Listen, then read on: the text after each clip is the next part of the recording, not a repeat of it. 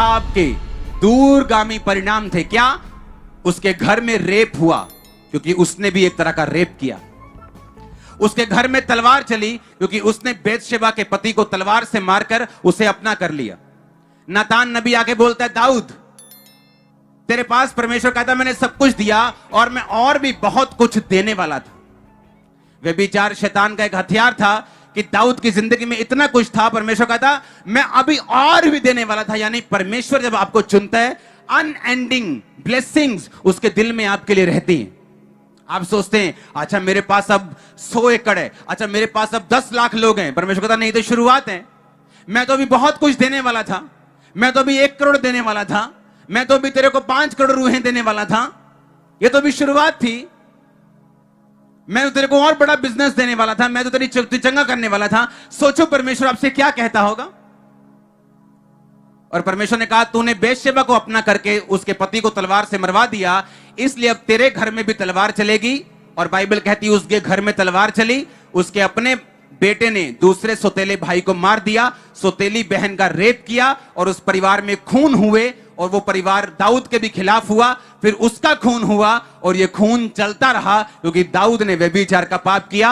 उसे जीवन का समथर पथ नहीं मिला। माफी मांगने पर माफ कर दिया गया, लेकिन रास्ता सेम नहीं रहा।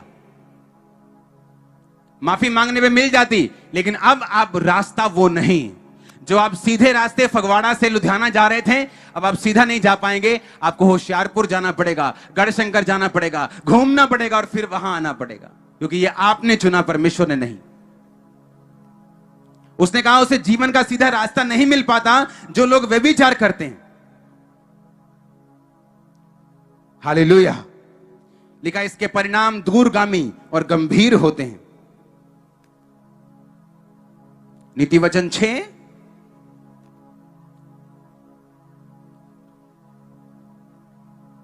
मैं 23 में पढ़ूंगा, आप उसे 26 से देखेंगे। आज्ञा तो दीपक और शिक्षा ज्योति और सिखाने वाले की डांट जीवन का मार्ग है, ताकि तुझको बुरी स्त्री से बचाए और पराई स्त्री की चिकनी चुपड़ी बातों से बचाए।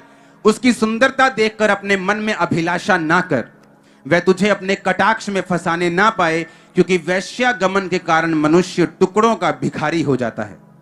व्यभिचारिणी अनमोल जीवन का अहेर कर लेती है। मैं ऐसे लोगों को जानता हूं जिनकी जिंदगी में परमेश्वर की योजना थी कि उन्होंने सेवा करनी थी, यहां पे बड़े बड़े काम करने थे, लेकिन व्यभिचार के कारण मैंने उनको निकाला यहां से और वो घरों में बैठे अभी ऑनलाइन देख रहे होंगे। क्योंकि बाइबल क्या कहती है? व्यभिचारिणी अनमोल जीवन का शिकार कर लेती है। बोलो शिकार कर लेती है। अहेर का मतलब होता है शिकार करना। कि जो व्यभिचारिणी ये जो आत्मा है, अगर आप प्रकाशित वाक्य में देखें तो व्यभिचार की एक स्पिरिट है। बाइबल कहती है एक दुष्ट आत्मा है जो हर वक्त परमेश्वर के दासों के पीछे और विश्वासियों के पीछे लगी रहती। आप नहीं जानते, मैं पूरी दुनिया घूमा हूं, मुझे मालूम है कौन रियल प्रॉफिट है, कौन रियल अपोस्टल है, कौन रियल पास्टर है, मुझे मालूम है। मैं जानता हूं लोग कितने धोखेबाज हैं, कितने व्यभिचारी हैं, कितने चोर हैं, मैं सब जानता हूं। और मुझे मालूम है एंड क्या होगा उनका, क्योंकि बाइबल कहती व्यभिचारिणी अनमोल जीवन का शिकार कर लेती। लिखा क्या हो सकता है कोई अपने छाती पर आग रख ले और उसके कपड़े ना जले? क्या हो सकता है कोई अंगारों पर चले और उसके पांव ना झुलसे? जो पराई स्त्री के पास जाता है वो ऐसा ही है, वरन जो कोई उसको छुएगा वो दंड से ना बचेगा। 32-33 आयत को मैं पढ़ूंगा। जो पर स्त्री गमन करता है वो निर्बुद्धि है, वो अपने प्राणों को नष्ट करना चाहता है, वही ऐसा करता है। उसको घायल और अपमानित होना पड़ेगा और उसकी नामधराई कभी ना मिटेगी। परमेश्वर ने कहा जो व्यभिचार करेंगे उसका असर क्या होगा?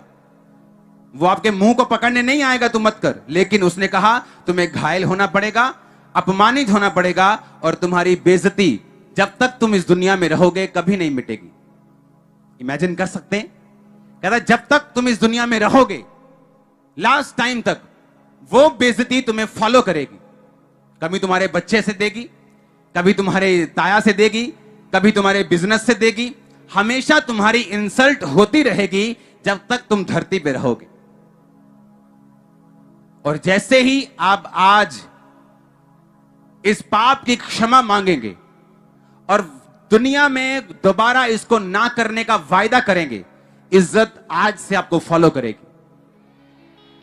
आप चाहे क्रिश्चियन हो, चाहे नॉन क्रिश्चियन हो, चाहे नए हो चाहे पुराने हो, परमेश्वर सेकंड चांस देने वाला परमेश्वर।